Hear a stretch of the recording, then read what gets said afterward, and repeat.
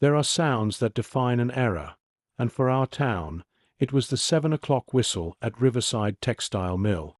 Every weekday morning for as long as anyone could remember, that whistle blew, marking the start of the first shift. It was so constant, so reliable, that people set their clocks by it. When you heard that whistle, you knew it was exactly 7 a.m., and another day of work was beginning for the 800 people who kept that mill running. The morning of October 15th, 1982, the whistle didn't blow, and our town would never be the same. My name is Paul, and I was 27 years old that fall, running my cafe on Main Street. The Riverside Mill had been the economic heart of our community since 1891. 3 generations of families had worked there, building lives and futures on steady paychecks and good union benefits. My own grandfather had worked there for 40 years before retiring. My father had worked there until he'd saved enough to start his own small contracting business. Half the customers in my cafe on any given morning wore Riverside Mill uniforms or carried Riverside Mill lunch pails. The rumors had been circulating since summer. Foreign competition, people whispered. Cheaper labor overseas. The company was looking at options, considering restructuring, evaluating their operations. But rumors were just rumors, and the mill had survived worse. It had made it through the Depression, 2 world wars, multiple recessions. It was permanent, immovable, part of the landscape like the river it sat beside. Until it wasn't. The announcement came on a Thursday. Management called an all-hands meeting at the end of the second shift. Workers filed into the parking lot, confused and worried, sensing that whatever was coming was bad. The plant manager, a man named Douglas Rothman, who'd transferred in from corporate headquarters 2 years earlier and had never quite fit into the community, stood on a loading dock with a bullhorn. Effective immediately, Riverside Textile Mill was ceasing operations. The company was consolidating production to facilities in North Carolina and overseas. All employees were terminated. Final paychecks would be issued within 2 weeks. The plant would be officially closed by November 1st. That was it. 91 years of operation, 800 jobs, the economic foundation of an entire town, ended with a 3-minute speech from a man with a bullhorn who wouldn't even make eye contact with the workers he'd just destroyed. I wasn't there for the announcement, but I heard about it within minutes. One of the mill workers, a guy named Danny Rodriguez who'd been having lunch at my cafe when someone called the payphone with the news, turned white as a sheet, dropped his sandwich, and ran out without paying. I didn't chase him. I understood. His whole world had just ended.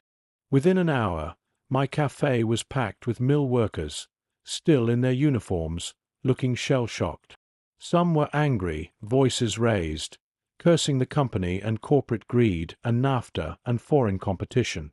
Some were crying quietly into their coffee. Some just sat in stunned silence, unable to process what had just happened. Frank Morrison, who'd been working at the mill for 23 years, supporting a wife and 3 kids on his paycheck, kept repeating the same thing over and over. 23 years. He'd given them 23 years. His father had given them 35. His grandfather had been there since 1920. 3 generations of loyalty, and they'd ended it with a 3-minute speech. Tommy Chen's cousin worked at the mill, had worked, past tense now, and he came into the hardware store that afternoon in his mill uniform, needing to buy something, anything, to feel normal. Tommy told me later that his cousin just broke down crying in the middle of the store, this big guy who'd played offensive line for the high school football team, sobbing like a child because his job was gone and he didn't know how he was going to feed his family. The immediate impact was devastating. 800 people suddenly unemployed in a town of maybe 12,000. That's not just 800 lost paychecks, it's 800 families affected, mortgages that couldn't be paid, car loans that would default, credit card bills piling up, kids whose college funds disappeared overnight. retirement plans that would never materialize. And it rippled outward from there. The mill workers had been the customer base for half the businesses in town. They'd gotten their lunches at my cafe, bought their tools at Tommy's hardware store, got their cars fixed at Frank's garage, shopped at every store on Main Street. When their paychecks disappeared, so did all that spending. Within 2 weeks, I saw my lunch business drop by 40%. Just gone. The workers who used to come in every day for coffee and sandwiches, they were home now, unemployed, stretching their savings by making coffee and sandwiches at home. I understood. I didn't blame them. But I also had to figure out how to keep my business running with 40% less revenue. I wasn't alone. Every business in town was hurting. Tommy's hardware store saw sales plummet.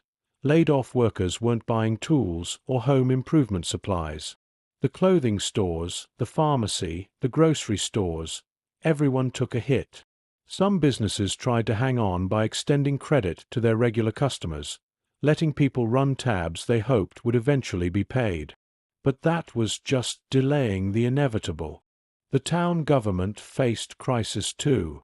Property tax revenue held steady for a few months, but it was clear that was temporary. People who couldn't pay their mortgages would lose their homes to foreclosure. Property values would crash. The tax base would erode. And meanwhile, demand for services was skyrocketing. More people needing unemployment assistance, food stamps, heating assistance, everything the social safety net provided. The food pantry at First Methodist Church, which had served maybe 20 families a month before the closure, was suddenly serving 200 families a week. They ran out of food repeatedly. Emergency fundraising drives, donations from neighboring towns, volunteers working overtime just to keep up with demand. The unemployment office, a small satellite branch that had mainly processed paperwork for the occasional person between jobs, was overwhelmed. Lines out the door every morning, waits of 3 or 4 hours just to file for benefits.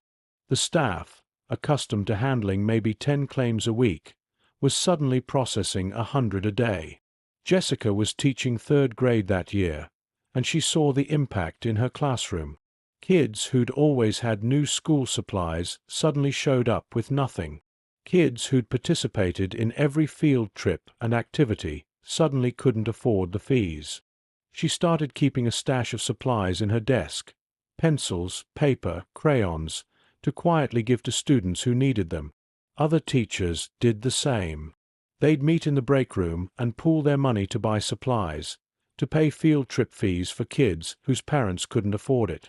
The holiday season that year was brutal.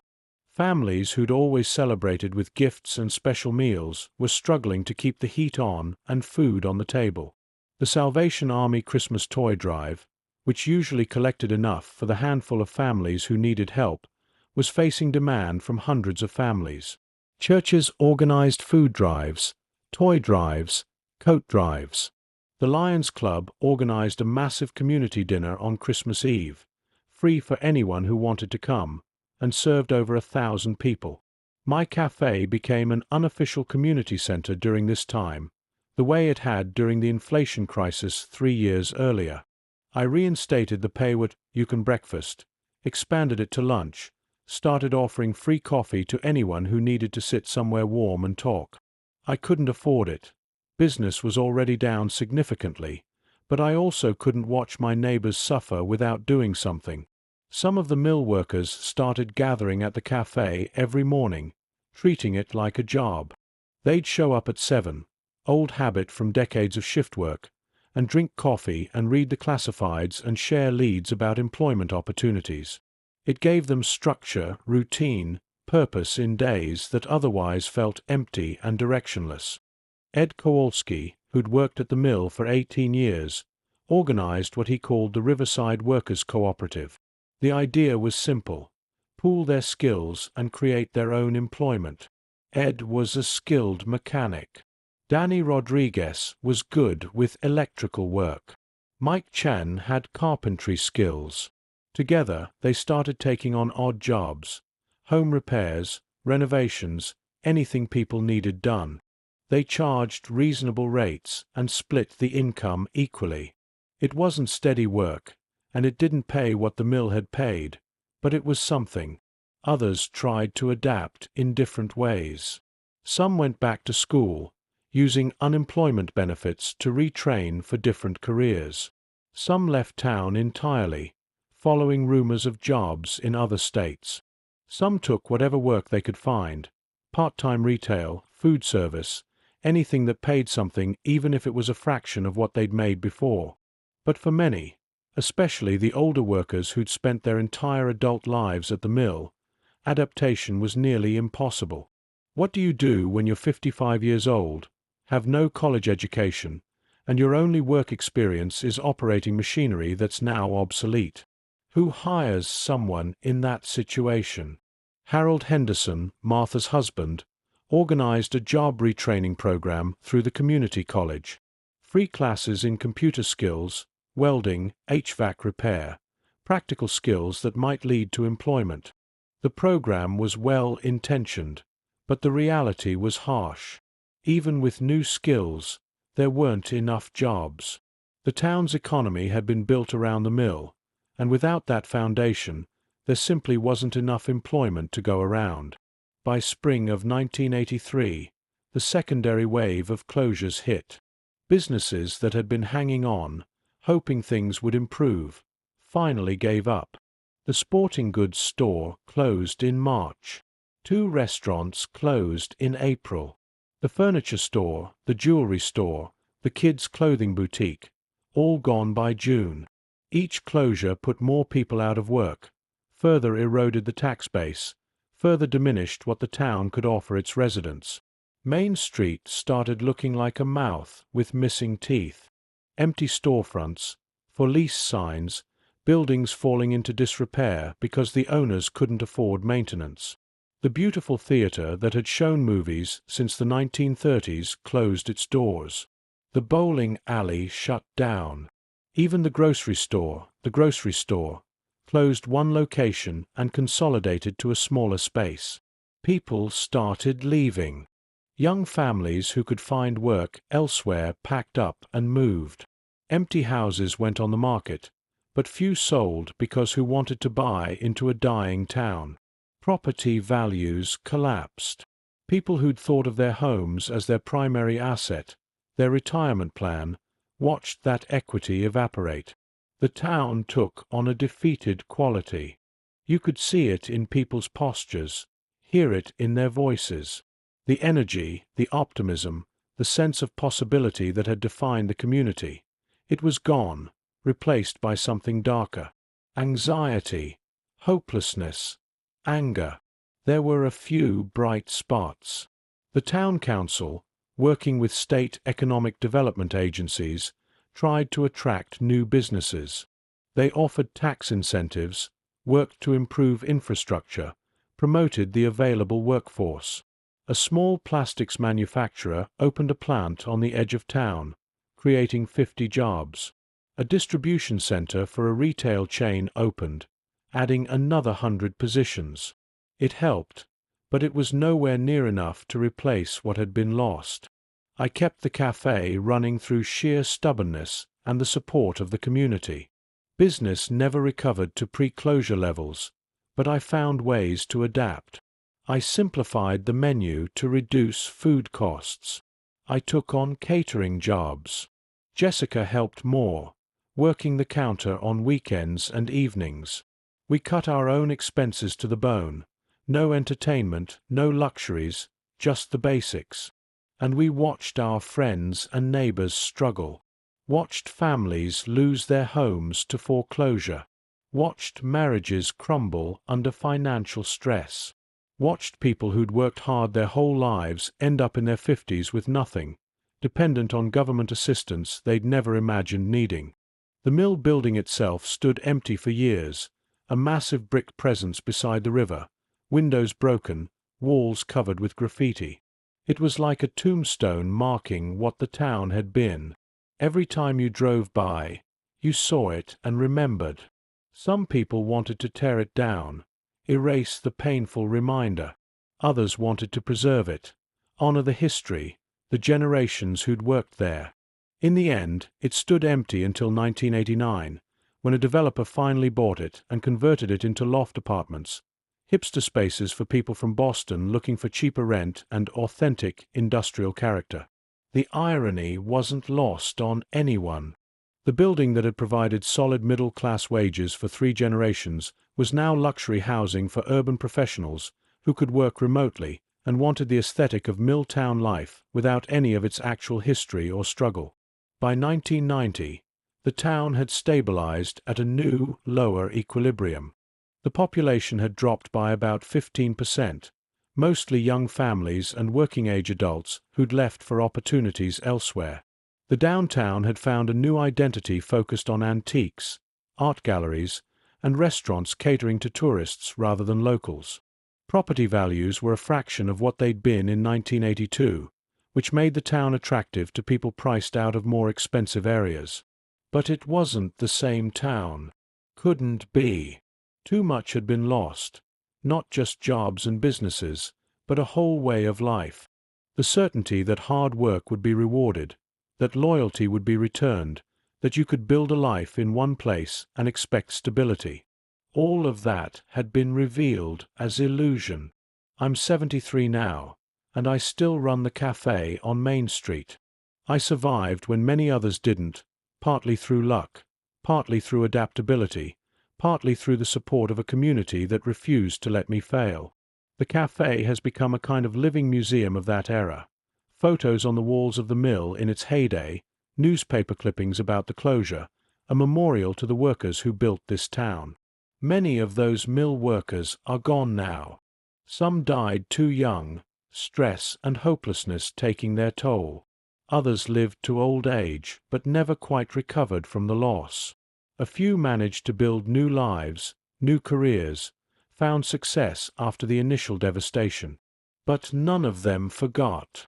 That kind of experience leaves a mark that never fully fades.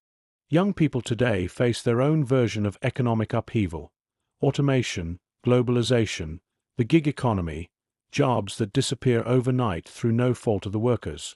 They're told to be flexible, adaptable, willing to retrain, ready to move, as if the instability is their fault, their failure, their responsibility to manage. But what I learned in 1982 was that this isn't about individual failure. It's about systems that treat human lives as disposable, that prioritize profit over people, that allow decisions made in distant corporate headquarters to devastate entire communities. It's about an economy that demands workers be loyal, but offers no loyalty in return. The Riverside Mill closure taught me that everything we think is permanent, jobs, businesses, entire ways of life, can disappear with 3 minutes of speech from a man with a bullhorn. That security is more fragile than we want to believe. That the social contract we think exists between workers and employers, between communities and corporations, is largely myth. But it also taught me about resilience, about communities that refuse to give up even when every rational calculation says they should, about people who help each other survive when systems fail them, about the human capacity to adapt, to rebuild, to keep going even when everything seems impossible. The Riverside Workers' Cooperative that Ed Kowalski started still exists, 40 years later. It's grown into a proper business now, employing 30 people, doing construction and renovation work throughout the region. Ed retired 5 years ago, handed it off to the next generation. Most of the original mill workers are gone, but their children and grandchildren work there now, carrying on that spirit of cooperation and mutual support. That's the legacy, I suppose. Not the mill or the jobs or the economic certainty we lost, but the understanding that we need each other. That when systems fail us, and they will fail us repeatedly, all we have is each other. Our willingness to help, to share, to refuse to let our neighbors face disaster alone. The 7 o'clock whistle never blew again after October 14th, 1982. But every morning at 7, I open my cafe. I make the coffee, fire up the grill, unlock the door. And people come. Fewer than before, different people, but they come. Because we all need places to gather, to connect, to remember that we're part of something larger than ourselves. The mill is gone, but the community it built, battered, transformed, diminished but still alive, that remains. And that's worth fighting for.